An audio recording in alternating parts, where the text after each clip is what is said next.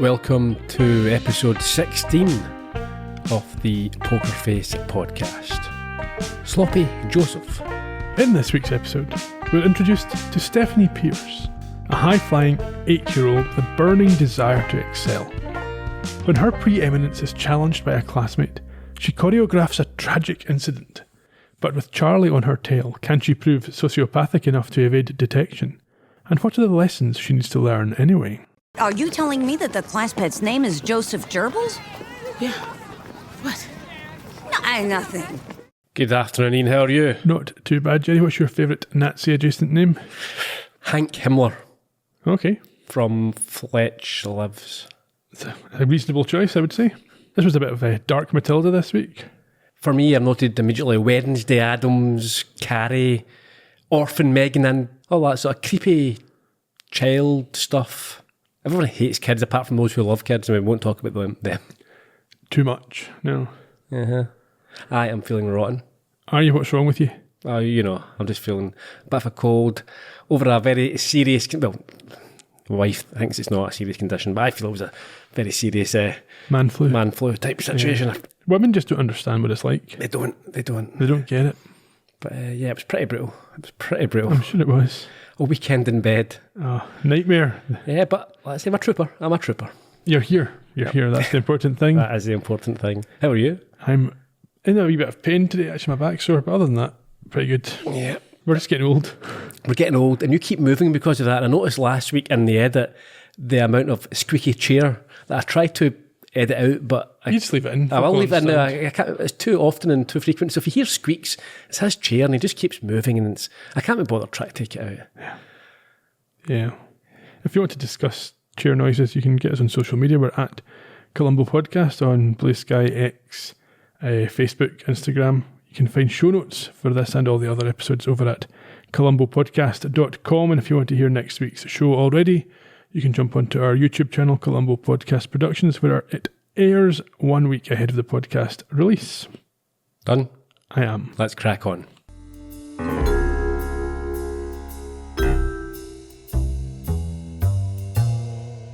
This episode starts with a card filled in by a student called Stephanie Pierce, who says that she loves to achieve. She certainly does. We're at the Good Hope Academy, I think it is, we find out. Yeah. And with the Prodigy soundtrack, we are shown through a montage that she is top of the class in almost all areas of schoolwork, which is highlighted with her being well out in front on the class gold star chart. A prodigy herself, you might say. I wouldn't go that far. She's not a prodigy. She couldn't spell abracadabra. Well, we'll get to that one. Yeah. We see a little montage of her excelling at various tasks, and then hear the teacher announce that today's spelling bee is worth 20 gold stars. We see during this, there's a rival, Elijah, who is into magic, and we see him performing card tricks in front of the class gerbil. Yes, while the rest of the class seem to fail to operate in any normal way. We then get this spelling test where he ultimately beats her by being able to spell the word abracadabra, even although she tries to get out of it in a technicality. Which is wrong. It is. What she said She's was- stupid. Yeah, it's not true. It's not an onomatopoeia, Nope. and even if it was, onomatopoeias are words. Yes. So I'm not sure what she's trying to argue. And also, I don't think that someone who cannot spell it's a fairly, it's spelled as it sounds. There's nothing particularly complex about that word. If she can't spell that, she ain't no spelling bee. She's no prodigy, that's for sure. No. And I'm pretty sure she doesn't accept that she's not the best speller in the class. Yeah. I've just realised that they used the Prodigy for that very reason. Yeah. It's a good, appropriate song as well. Yeah. It's worth noting that when Elijah, the classmate, wins the spelling bee, his classmates are all very pleased about it. Yes, it's quite clear that they are not... Well, they act as you would expect other kids to act towards someone who's a bit of a smart They're ass. not fond of her. No. She doesn't help herself at all. I don't think she cares about that.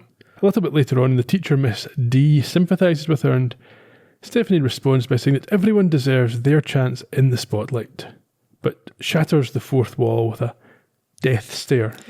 She is a very creepy child, isn't she? And the actor, who you will tell us about Also later creepy. on. Oh, no, she does very well here because The way she's able to slip in and out, put this mask on, is very disconcerting. Some of the lines that she delivers are very, very nicely Yeah. done. Her sort of theme song plays here. It's Spitfire. There's more than one Prodigy song in I think this. they're all Prodigy. Almost all. Oh, okay. We'll get to that. Will we? We hear now from Ms. D that there's a talent show coming up and there are 30 gold stars for whoever can win that one. And at this, the devil child turns with a look of menace towards Elijah, and we understand that she doesn't intend to play fair. No.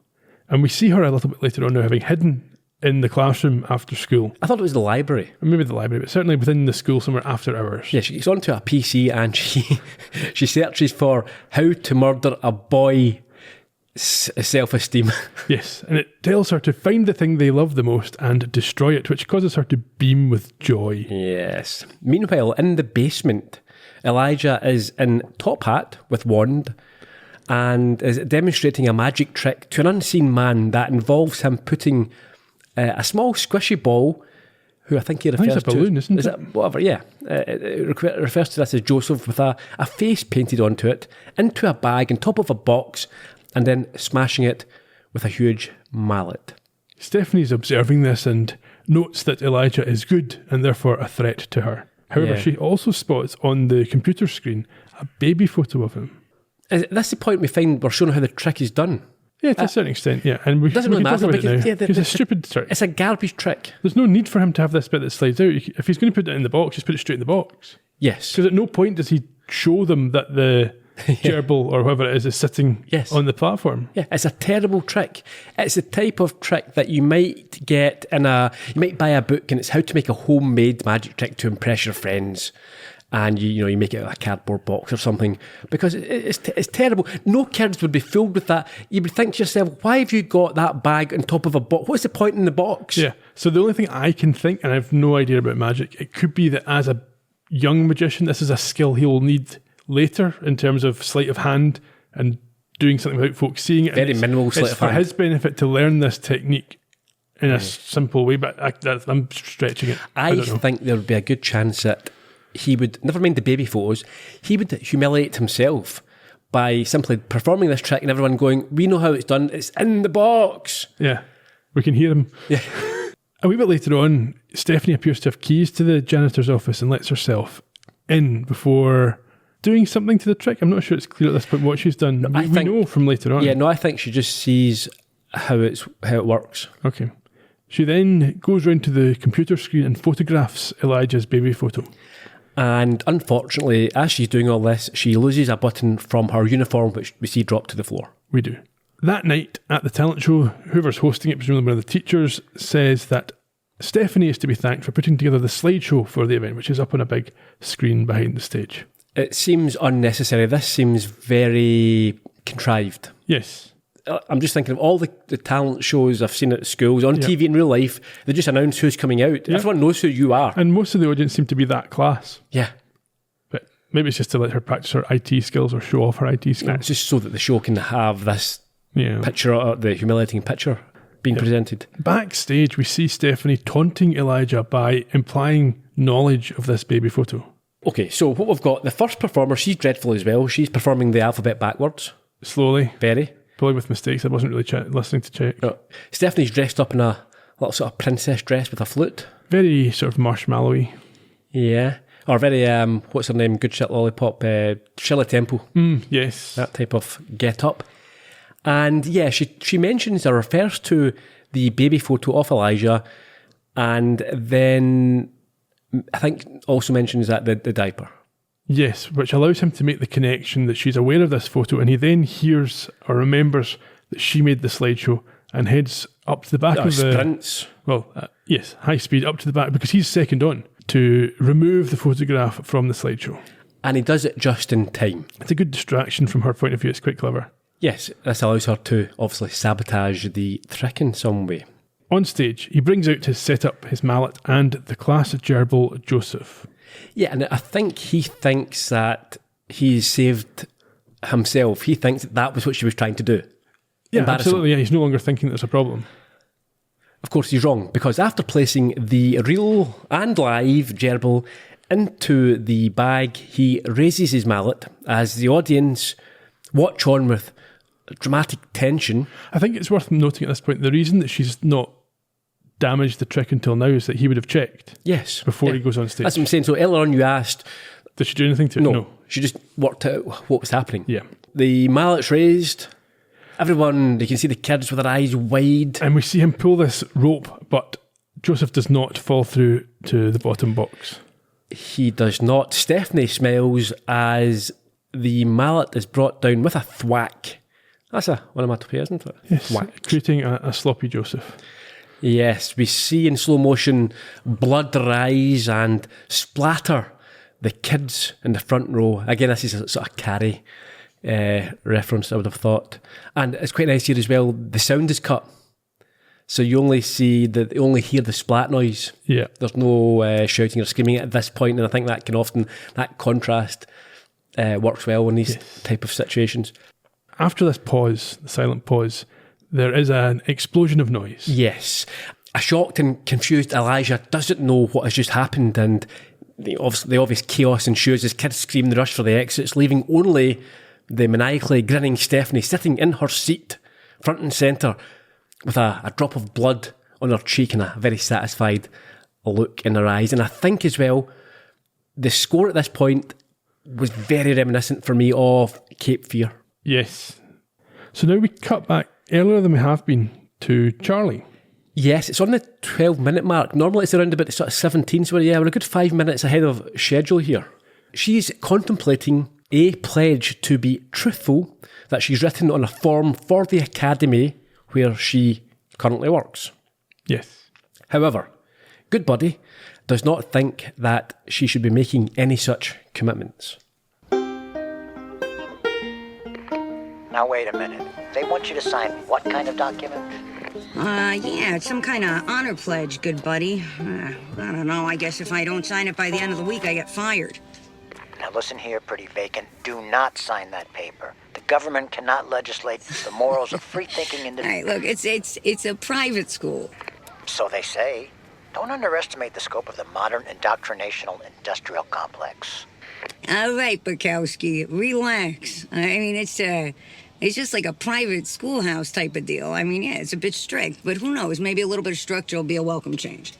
So it's change you're looking for? Well, I don't know. Or escapism, maybe. You know, get out of the world of men, get into the world of kids, get back some of that childlike wonder, that love, that trust, that whole antediluvian era of innocence and honesty. That sounds kind of nice, right?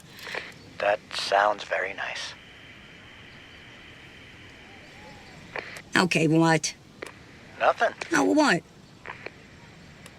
You spend much time around kids? Yeah. Me? Yeah, you know, sure. Sure.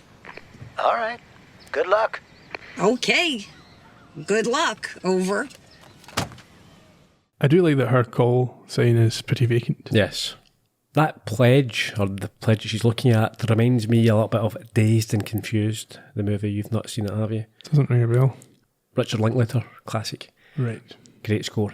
Ensemble cast, Matthew McConaughey, probably the biggest that came from it. Oh, yeah, I think so. Anyhow, but in that, the main character has been asked to sign a pledge. He's a jock, and he's been asked to sign a no drink or drugs pledge to play for the team, and he's been encouraged not to, saying, well, you shouldn't be doing this, it's up to you. Anyway, that's just what I thought of. Also, Good Buddy's a bit of a conspiracy, anti-establishment. Yeah, that's a bit much, isn't it?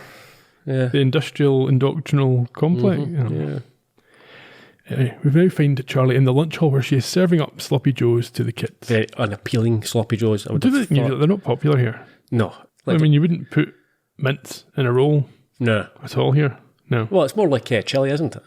Even that, you wouldn't serve in a roll. No. I've made myself, probably just because of Columbo, I made myself a chili dog, where, you put some chili over a hot dog as a topping. It's hard to eat that. Well, it's messy. Yeah. I wouldn't want it outside. No, or at school. No. Or anywhere that you're wearing smart clothes that can get dirty. No. Anyway, she doesn't appreciate the remark from one of them that she looks tired. It's a bit harsh, isn't it? Yeah, especially coming from a kid. Yeah. But, they're pretty, from the mouth of, what is it? Babes, yeah. Exactly. The headmistress shows up at this point to chastise her for engaging with the student. I've got a question here. You're not happy about this? I'm not particularly convinced, and again, this is where if we're, not going to nitpick and we have to accept that it's not based in reality. Yeah. But apparently prestigious private school, they're giving a job to a drifter who lives in her car. I don't know what it's like in the States, but I'm assuming they've got similar requirements in terms of disclosure and background checks if you're working with kids. And Apparently not. well, in this case, apparently not. Yeah, you can just rock up and say, well, what's your address and your form? Oh, I just sleep in my car. Yeah, you're fine. Well, so anyway. She hands over this signed honour pledge. And as she does, what does she notice? She notices the headmistress is wearing a friendship bracelet. What does it say? You're mine, or something You like are that. mine, yes. The principal doesn't appreciate being called ma'am and says her name is Ham, not ma'am. She clearly doesn't like Charlie's quirky, I suppose, demeanour, or just generally doesn't like her. I'm not sure that's the case, though, from what we see. But anyway, she engages in a sort of a prickly way with her at this point, and we next find Charlie down in the janitor's office that we saw before. They don't call it a janitor in It's a America, custodian. It's Custodian's basement I've got here, yes. Where she speaks to JB, the custodian. He reminded me, you won't know what I'm talking about here, but he reminded me of Mike Stolasa from Red Letter Media, a very popular YouTube channel where they review TV shows and movies. That's who I thought it was for a second. But it wasn't. Well, she's asking him for garbage bags and also if he agrees that there's a petty tyrant vibe going on. Yeah, there seems to be a friendship between her and JB, the janitor. Well, I think there must be because of what happens shortly. Yeah. Before he can answer that query, Dr. Ham, the headmistress, shows up. Well, I think he tries to warn her with a cough. He can maybe hear or see her entering. And Ham ignores her rambling about how she loves saying her name, Dr. Ham. Instead, she wants them to turn out their pockets. Why? Because petty cash is $20 short, and she knows it wasn't a student or a teacher. Short again. She says she knows, but you're getting the feeling that she doesn't know, but she's assuming it must be these less than equal employees. Yes. Charlie takes offence, but is urged by JB to comply, which she does, but he doesn't, I don't think, turn out his pockets, does he? I think he must. I didn't spot it. Yeah, he's fairly compliant and meek. Yes. And when Charlie does so, she drops her keys. A couple of things about that as well. There's like asking somebody to turn their pocket. If I'd stolen some money, it wouldn't be my pocket. I would hide it somewhere, even in your sock. Yeah.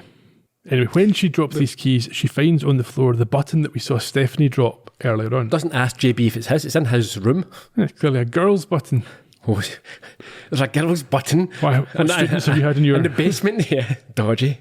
Anyway, Ham leaves, and we and Charlie find out that JB puts up with her as Elijah gets a place at the prestigious school while he remains so he's Elijah's father. Yes.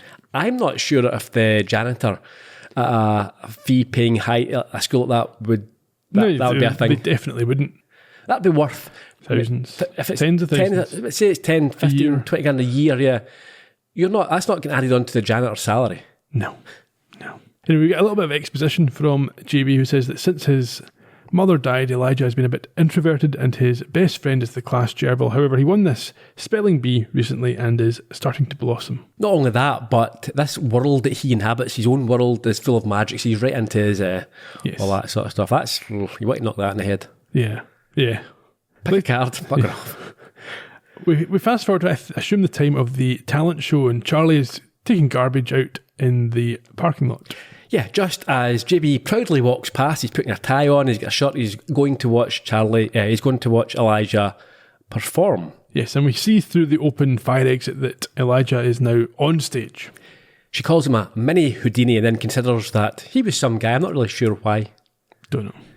But just a few moments later, she hears the screams and then witnesses the kids bursting out as Miss D, the teacher, joins them and vomits into a bin before explaining what just happened. Yes, as we heard at the top of the show, Charlie is incredulous that they've named their pet Joseph Gerbils and is sure that Elijah would not have killed him on purpose. And then watches as the distraught boy is led away by JB and he slams his top hat to the ground in anger. Yes, and Ms. D has to nip off to look after the rest of the kids at this stage, leaving Charlie alone. Now, she turns up at JB and Elijah's house later on. So my question was at the time, why would she have his address? I think they must be friends. I think they must, because she's brought the hat and also a half bottle of whiskey. Yes, you wouldn't just do that to someone you chatted to. No, so they must have done this before. Yeah. I also quite like, there's a small detail here which I think sort of maybe tells or shows a lot about the relationship. Outside the door, there's a little wand and a few magic stars, that sort of insignia. And it shows that that's what the son's into, and he's painted that on the front of the door. Now, it's not on his bedroom door, which is fine. The house. If my kid came to me with his football, said to me, I want to put some football stuff in the front, I'd be like, no, we're not doing that. I don't care, but I'm really into Minecraft.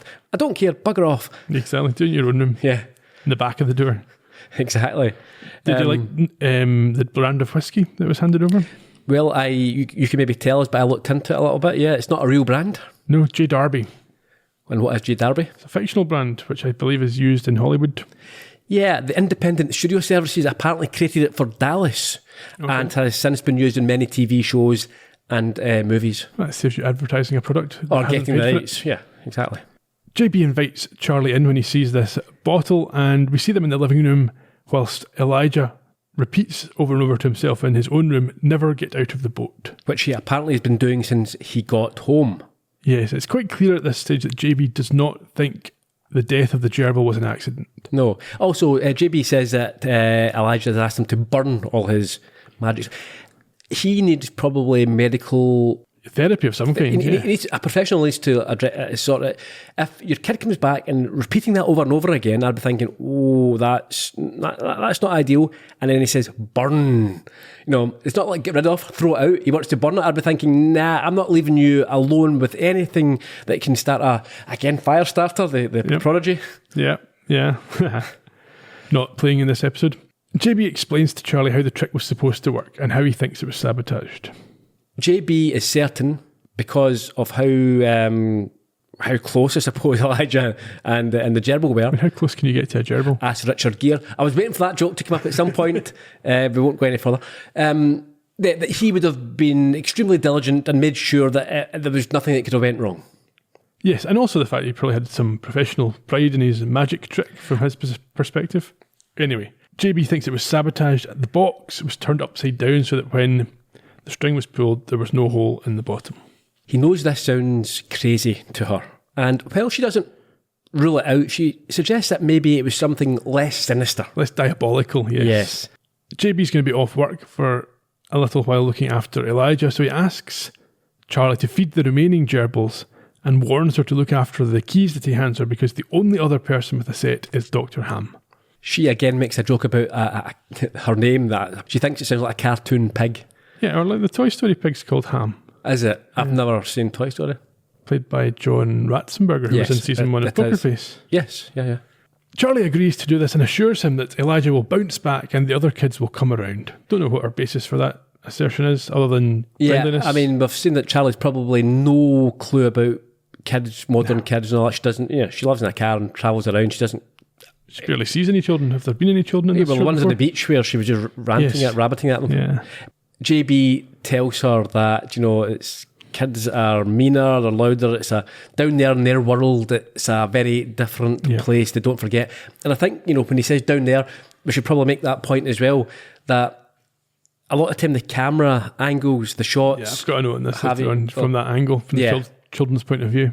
It's like, it reminds me of, do you remember Muppet Babies? Yes, and also Tom and Jerry. You would only see the from the sort of knees down. Waist down, yeah. Charlie is now seen wheeling a rest in peace Joseph cake into the classroom for Miss D. Yes, but they do not appreciate it when she cuts into the image of Joseph and blood-like jam oozes out.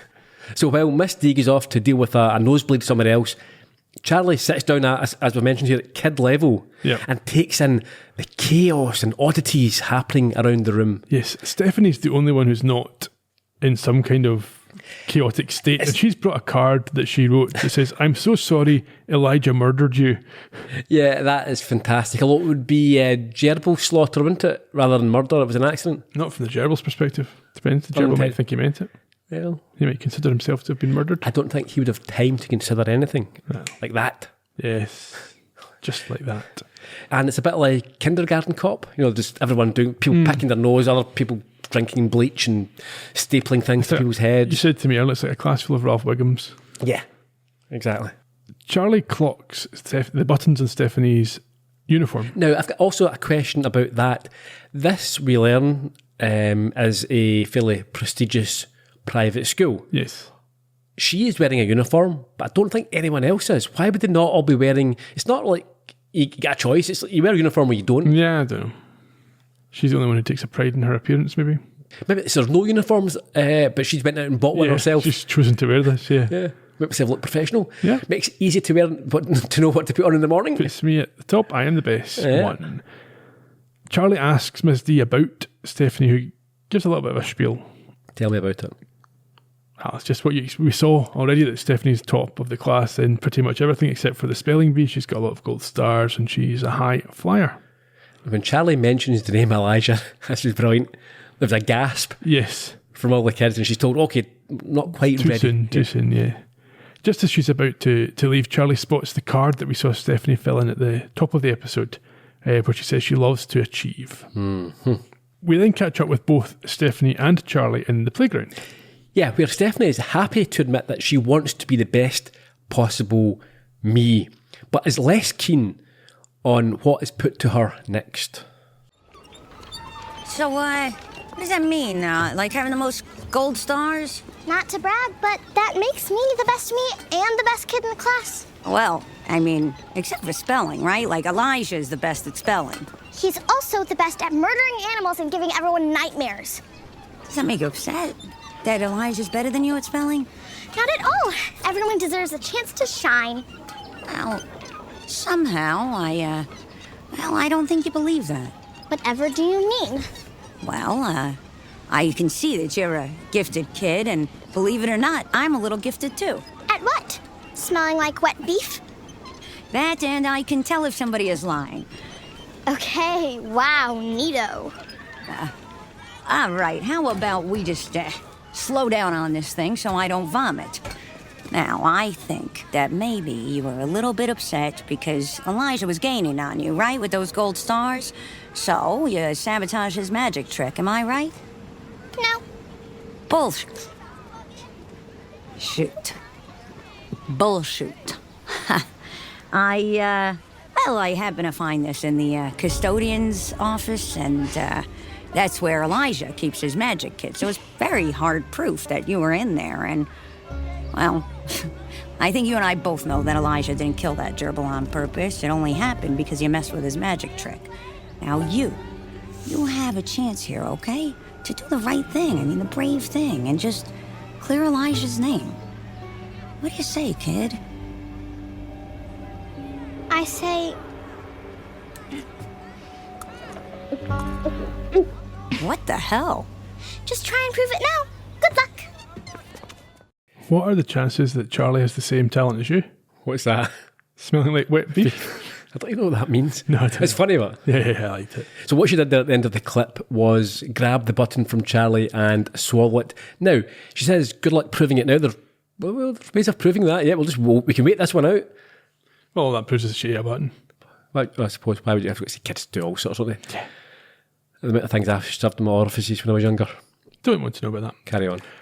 In the kitchen area, I think, Charlie watches back some of the video from the talent show looking for evidence. Yeah, she vows to prove that the pig-tailed demon child was behind it. And unfortunately for her, she voices this to herself out loud. Yes, and Stephanie appears to be filming her on her little iPad. No one should ever use an iPad or a tablet to take pictures or video. Use your phone. Use your phone. Okay. I remember one time seeing it on the street, some tourist, pulling out a tablet to take a picture or something, and I almost went up to him and says, put that away. You've got a phone which has got a bit... Stop. Why are you doing this? Perfectly reasonable reaction. Charlie heads up to the classroom where there is a small child there who claims to be the class computer whiz. Nerd, I've just said. I mean, it wasn't that nerdy, but if he's a class computer guy, he's the nerd. Yeah, okay. He logs her on to the computer. Yeah, because she bribes him with a cupcake. Yes, which causes him to then sink into a sugar coma before he can offer any further assistance. And what does Charlie see? Well, she sees I don't know why she needed it on this computer to watch the video of the talent show when she already had it on her No, device. this is the computer that was used to create the slideshow. Yeah, but the first thing she looks at is the video. To see if there's anything else. So maybe there was Did you not already see that on her other device? That she was watching this video already? But maybe there's a longer unedited version. Maybe. So she sees Elijah running across the screen and then notes from the film that his image does not come up on the slideshow when he's due to perform. So she looks at the hard drive, the storage on the computer, and sees the diaper photo. Yeah, which is remarkably high definition for having been an iPad photo of a computer screen, as we saw Stephanie take it earlier on. Yeah, well. Anyway, this photo cracks up the other kid. And this is quite, I like the way they did this, because Charlie can't understand, reasonably enough, why is that funny. It's a cute photo of a baby. Baby in a we diaper. all have photos like that of our kids that we thought were cute or hilarious. Yeah, but he wasn't doing anything even, like, it's a picture of a baby in a diaper. That's exactly, it'd have been more funny to an adult if he was wearing like a three-piece suit. It's the magic hat and the wand that are funny to cute to an adult, but to the kids it's just a baby in a diaper. It's like, Elijah's wearing a diaper. So she now understands from their point of view this would be something that they would find humiliating. My son refuses to look at any photos of himself. That's because of the way you dressed him. Not even from recently though. He just hates his own image in a camera. That's because you kept taking pictures of him and trying to force him to look at his own images. I do still do it. I send him photos on Facebook Messenger all the time. I'm like, here's a photo of you. And he's like, stop sending me these. He is also a vampire. Yeah, it's the lack of shadow. He doesn't want folk to notice. Anyway, at this point, Charlie gets called for by Ham. This chills her to the bone. Yes. That's what it brings flashbacks, to report to the principal's office. Yeah. We never had PAs in like... No, you wouldn't be called. You would be sent by the teacher you were in the room with. Yeah, someone would arrive at the door, maybe another pupil saying, Mr. Hammy wants to see you. Oh, no, okay, fine. In the principal's office, Dr. Ham explains to Charlie that there are hard decisions to make due to the array of stakeholders she needs to keep happy, and inevitably on a day-to-day basis she needs to upset somebody. She's being fired. She is. Apparently for harassing Stephanie and calling her a pig-tailed demon child. Now, surely the Veritas defence is in play here. She begins to defend herself, but it's told, unfortunately for her, there is video evidence, and so instead accuses Stephanie of harassing Elijah.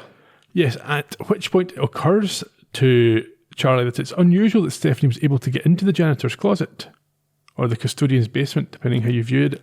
Also, she talks about motive and means, so These are quite weak for me. Well, they're weak because they're kids. She talks about the star system, which she potentially could lose to him, and also talks about the image causing him to move to delete it, and then she'll be able to... The opportunity, yeah. When Charlie, as I say, brings up the question of how Stephanie accessed the closet to leave the button behind, it causes Ham to react quite strongly. It's weird. At this point, she stands up, slams her hands down on the table, insisting they're not there to discuss her keys or her friendship bracelet. Yeah, a coded message that Charlie picks up. What does Ham do? She tips Charlie off to meet her in the restroom shortly. Yeah, very conspiratorially. Hushed whispers. Yeah, deep throat. Yeah, well, you hope that they weren't being observed in some way. So, Charlie goes where she's instructed and is joined in the adjacent cubicle by the principal, who passes her a manila folder containing some photographs.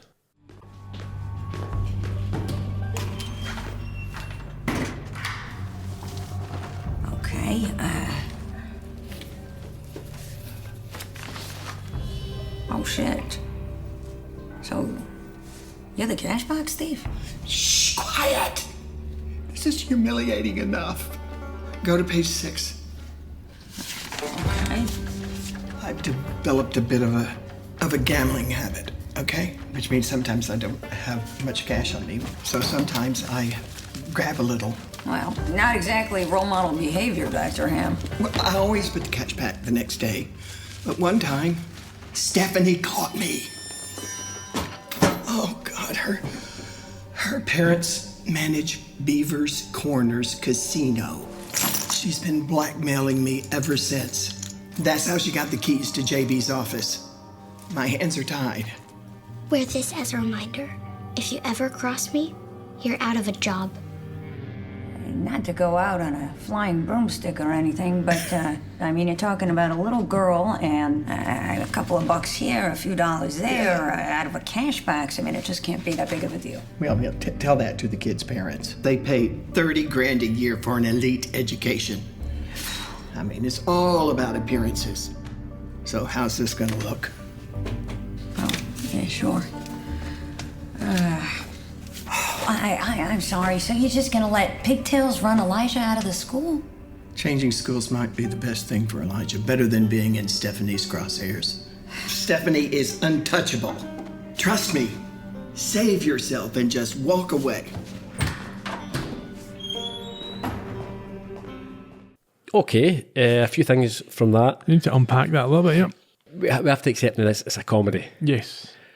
But can't help myself. Like, taking $20 from petty cash, she's allowed to. It's hardly compromat, is it? It's not a P-tape. It's only been petty cash at the end of the month or whatever it is when the books are done if there's money missing. Yeah, that's what it's there for. It's for to be taken and used. Put it back. Yeah. Obviously, it's played for humour, and it was great the set up. But as we mentioned earlier, the parents pay $30,000 a year. There's no way that the janitor is getting their kid in there. That's a $30,000 on top of his salary. Yeah. If I was, to be fair, if I was one of the parents, I would not be happy. I'd be saying, do you know what I'll do? I can find someone who can clean your toilets and do all that cleaning up for $20,000. I'll pay that. Instead of the 30. Yeah. Anyway, after Ham leaves, we now see Stephanie was waiting in one of the other cubicles, and she approaches Charlie and knocks on the door of her cubicle. Charlie tentatively opens it to face the little witch, who is disappointed they don't give out gold stars for outsmarting lunch ladies, or ex-lunch ladies. Well, Charlie points out that with an attitude like this, it will be difficult for Stephanie to make friends, which causes her to break down in tears. But that's after she reveals her true colours. She claims that Elijah doesn't deserve the rewards of the star system just because his dad cleans the toilets. There you go. She's obviously got your opinion. Yeah, yes. Yeah. You're on board with Stephanie here. Team Steph. So if the janitor role is a $30,000 bonus on top of your salary, you wouldn't get that. But the cost of the school is not $30,000 unless he's taking the place away from another child. But it's equivalent of saying if you work in a Lamborghini dealership as a salesman that you get a Lamborghini, a cheap Lamborghini as well. It's not happening. We'll get staff discounts. Yeah, maybe get 10% off. That might be more than $30,000. Yeah, you don't get the product you don't just get a free product. Yeah, but like you say, the cost of the school is probably nothing. Not unless there's not a waiting list. Yeah, because it's that's what I'm saying. So if he's taking a place from another student, there's opportunity cost. But if he's not, if there's not a full subscription, people say it's quite a highly regarded, prestigious school. So I'm assuming that they're at capacity and they're not begging people to come to their school. So therefore, they're losing out on $30,000 if they give it away for free. No. Anyway, Stephanie, like I say, appears upset when Charlie says she won't make friends this way, but it turns out to be an act. Yes, a disturbed Charlie calls BS on her claim, and her persona reverts to Devil Child as she sings It's Lovely at the Top and skips out. Yeah, I think Charlie previously said to her it's lonely at the top. Yeah. Which is where she's working from there. In the classroom, Charlie now shows up to feed the gerbils as she promised she would. Class is empty apart from the gerbils and Miss D. Yes, so Charlie and Miss D have a chat about Elijah and Stephanie, where she admits that she gave the young boy magic-related words in the spelling bee in the hope a win would bring him out of his shell, and it's supposed to help Stephanie deal with losing. Yeah, this is not an act of harm towards Stephanie, despite what some online commenters have said. Is that what they're saying? Yes. Child abuse, apparently, to make her break her down in this way. No, it's not. It's not at all, no. Glad we covered that. Yeah. At this point, Charlie sees the RIP card again and asks if kids were so mean when they were young. Miss D says they were. Yeah, she says that at this point they're testing boundaries and they're building walls, while at the same time still having little kid hearts. But they both agree that childhood is the worst, and the teacher remarks that she doesn't blame Elijah for wanting to spend time with the gerbils rather than his classmates, which stirs something in Charlie. Yeah, she remembers what Elijah was saying back at the house, and she observes that the gerbils have a boat within their environment. And she thinks how much simpler life as a gerbil must be. There's no gold stars or cruelty, just taking care of each other. I am no animal expert, but I don't think they're not there just taking care. They'll eat each other. They'll sexually offend if it comes to it. They'll just take. We see it later on. Yeah, they'll take what they want. It's not easier. No, this is a fiction that she's forcing onto the gerbil community. Yeah. Anyway, they believe that Stephanie has not yet learned this. The need to take care of each other. Yeah. Unlike most of the other kids. So why does she have the star system in the first place? Because Charlie's just said there, it must be easier being a gerbil. There's no star system. Yeah. There's no need for the class to have a star system. Yeah. Enables Stephanie. Be kind. However, Charlie has an idea to help Elijah, although it's going to need a bigger boat. So later on, we see JB bringing Elijah back to class, walking down the corridor. Yeah, his terrified son. Yes. He assures him that no one's going to hate him. I think that's a massive assumption based on what we've seen of the class already. Yeah, they didn't even like his name getting mentioned. Oh. So why would he think? Well, I think Charlie's assured him that they've got a plan in place. Right. He opens the door, and what does Elijah see? What's he faced with? There's a big boat, and the kids all cheer to welcome him back. Dee then produces a gerbil, and they all, this is a bit weird to be fair, they've all claimed it's Joseph. Reborn. Much to the disbelief of the mental Stephanie. Stephanie is really annoyed, and she's more annoyed when Joseph settles into the community immediately by trying to impregnate one of the other gerbils. Yes. Now, the devil child, she cannot conceal her anger, her disdain, and the fact that everyone's ignoring her when she's trying to say that it's not Joseph. Yeah. And she declares this to be socialism, storming out of the class. And we see initially from her point of view that she runs aggressively down the corridor before we switch to the teacher's perspective and she's just running like a kid. Yes, that was brilliant. Yeah. Where is she going? She's headed for the principal's office, where she takes the keys and removes a wad of petty cash. She then heads to JB's basement and plants the money in his pocket. However, Charlie is waiting for this and manages to take a picture of the setup.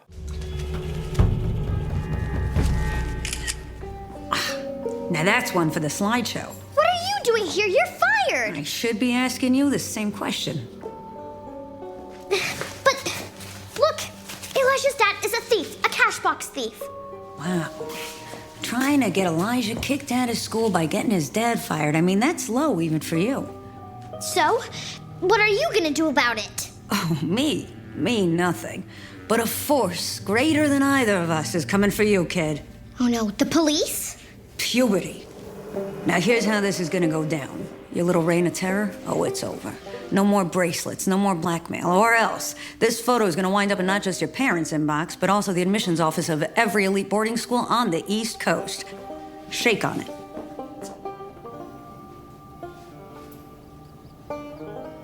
Yep. Wow. Best friends forever. How would Charlie know to be there? How could she have predicted that's what she would do? I don't think she predicted she would do that particularly. I think she just thought that she would go to the custodian's office. Don't know. Just an instinct. So she went there before. She knows that's connected to them. Okay. At the end there, we see Charlie slide the "You Are Mine" bracelet onto Stephanie's wrist. Yes, we then get an upbeat montage of happiness amongst the other kids, and JB gives Elijah a magnificent new wand, and he's right back into his magic, and we get some... I think we see Stephanie being forced to shred the... Well, we get some mock awards up on the board, and one of them is Best Mutually Assured Destruction, and we see Stephanie shredding her compromat as Ham deletes Charlie's photo from her device. Yeah, everyone's life has improved apart from Stephanie's. It seems that way. At the end of the montage, we see Charlie back in her car talking to Good Buddy, where she finds a star on the dashboard. Firstly, she's admitted that 8-year-olds do not, in fact, hold the answer to whatever she was looking for. Could have told her that. Yes. Yeah, but her, as you say, her upbeat spirits are suddenly dashed when she looks at this decorated star that she's been given. On the front, it reads, "For the lunch lady," but on the back... Yes, it says, "When I grow up, I will find you." And we then see like a scene out of a horror movie, Stephanie at the other side of the parking lot, watching her. Standing straight ahead, staring. Yeah. And for the second time this season, she makes a sharp exit in her car as the episode concludes. And we hear Stephanie's theme song playing again. It's very good. A very fun episode, I thought. Yeah, the first thing that occurred to me, you mentioned it at the top, is that Wednesday Addams is celebrated for the stuff that Stephanie does. Mm-hmm. She does very similar things, and everyone watching the show thinks she's amazing. Yeah. It's her show, it's called Wednesday. Yeah. Do you think Stephanie learned her lesson?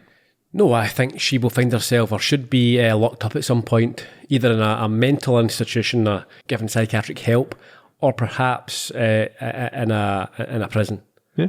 You can see her growing up to be the antagonist in a horror film, or even at the age she is now. I think there's a nod here to The Bad Seed, a 1956 film about a child who turns out to be a little bit of a wrong-un. It's not one that I've seen, but maybe people will want to check that out. Not the Rob Lowe remake. Any other thoughts on this one before we jog on? No. Okay, so the cast and crew. This week the director was Adam Arkin, a substitute for, I think, Ryan Johnson wanted to do this, was not able to schedule it. So Adam Arkin, I think, is part of the team behind Poker Face. He's the son of Alan Arkin that a lot of folk will know from Edward Scissorhands and Glenn Ross and so on. Adam is a Tony and Emmy Award nominee as an actor. He's won a Daytime Emmy for directing My Louisiana Sky, which is a children's thing. He's appeared on screen in things like Sons of Anarchy, Chicago Hope for a long time, and The West Wing. And as a director, he's worked on things like Boston Legal, Grey's Anatomy, and Ally McBeal. This one was written by Kate Tulin. She's a relative newcomer to screen work. She's worked on shows like Rami and Green Eggs and Ham. And she has appeared in things like Alpha Betas, Creepshow, and Corporate. I think some of that might be voice work. Stephanie was played by Eva Jade Halford, also a newcomer. She's also appeared in the series Will Trent in the movie The Last Day opposite Alicia Vikander. For such relatively little experience, I thought she was very good. Yes, I'm sure she must have done some school plays and stuff. Elijah was played by Callum Vinson. He's also appeared in the TV series Chucky, based on Child's Play, Long Bright River, and he voiced Piglet on 2 separate Winnie the Pooh series. He's also apparently a brown belt in Tang Soo Do, which sounds made up to me. It's the kind of thing that Sean Murphy would do.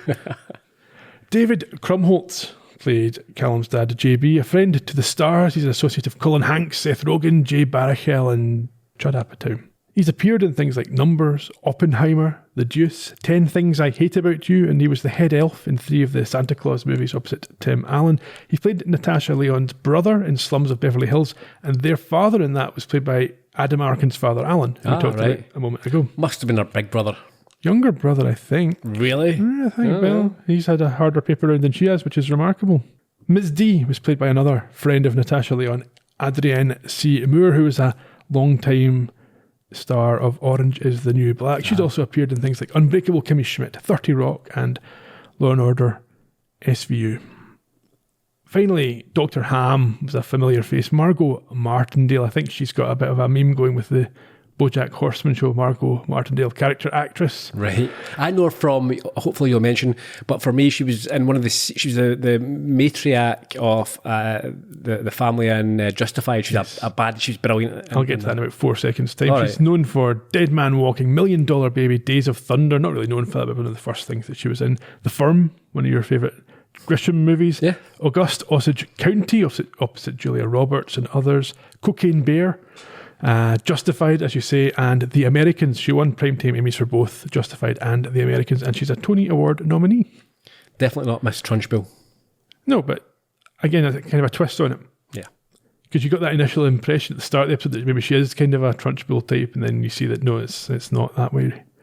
A lot, as you said earlier, and we talked about this, a lot of the episode was filmed from the child's eye view, so like Tom and Jerry, like Muppet Babies, Peanuts, cartoons were like that. E.T. has a bit of that in it as well.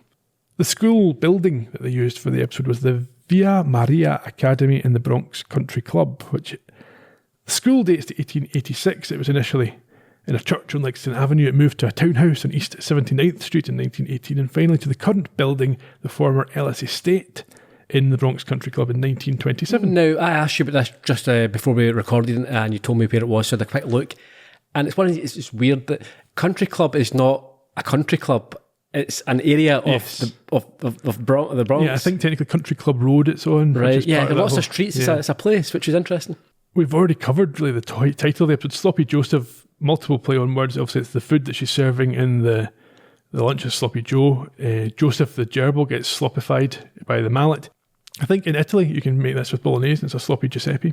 Maybe they don't do it in Italy. They're probably more refined than that, but there you go. Music-wise, we had 3 Prodigy tracks this week from their 2004 album, Always Outnumbered, Never Outgunned. When a band starts with the, it's always weird how you say it because it's not even, we had 3 The Prodigy tracks. I didn't say the.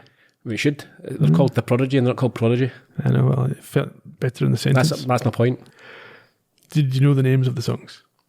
No. I'm not a massive fan. The only Prodigy one, I know Firestarter and the best one, obviously, Smack My Bitch Up. Okay. So neither of those were in the No. show. So you had Shoot Down, you had Phoenix, and the theme song for Stephanie was Spitfire. Right. The other song in the episode was when they had that sort of happy montage towards the end. It was Pass It On by Julius La Rosa. Bit of a contrast. Very much so. In terms of who did crimes this week, I'm not sure anybody did any crimes this week. She was blackmailing. Yeah, but at a child's level. She's below the age of criminal responsibility. That's not a crime. Well, yeah, maybe not a technical crime, but she was doing bad things. You could argue that taking the petty cash, No, maybe, but she put it back. It's not borrowing petty cash from you're in charge of it. As long as you put it back, it's not. Elijah was stealing a school place. Uh-huh. As you've pointed out.